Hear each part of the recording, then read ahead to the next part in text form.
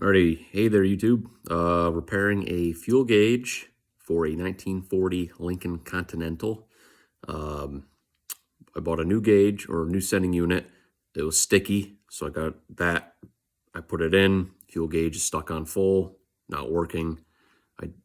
I diagnosed it by using a voltage gauge to the back of the gauge housing where the ignition power runs into. Okay, so this is the fuel gauge. This red is the negative side, but in this case, this car is a positive ground. So this is the ignition power running into this gauge here. All right, and this wire runs to the sending unit, which is right here. And then the sending unit is grounded, comes back to the battery. All right.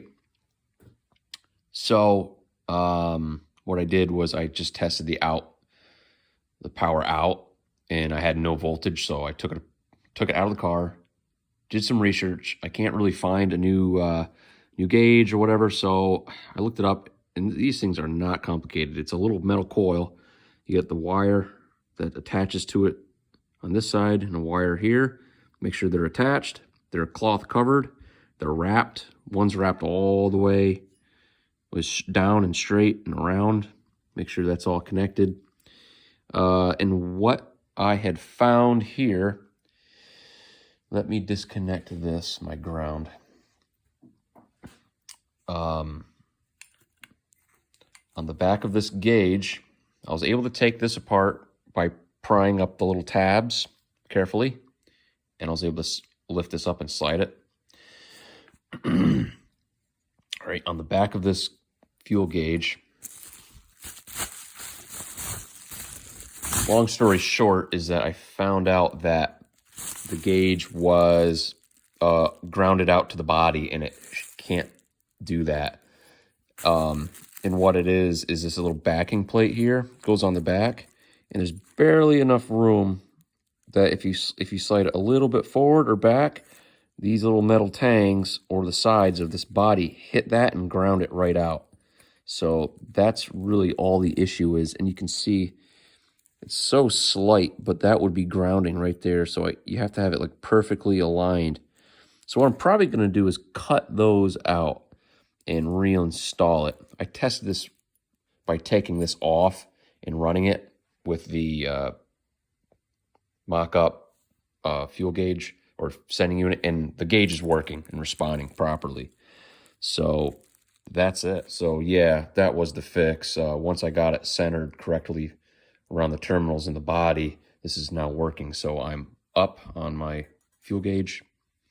That would read full, which we can maybe put this back on here carefully. Get my little mark set up. And might not move very good, but I'm going to go down.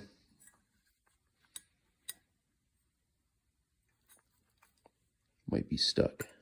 There we go.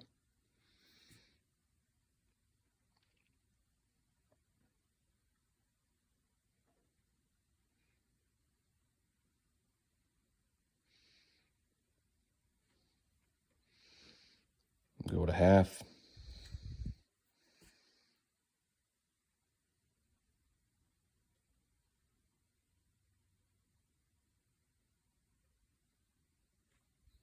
Could try to move it a little more, maybe.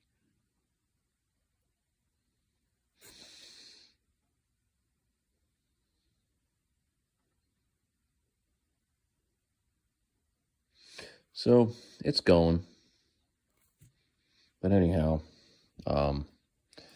disconnect all that. We'll get it reinstalled in the vehicle. So let me remove this clip and show you.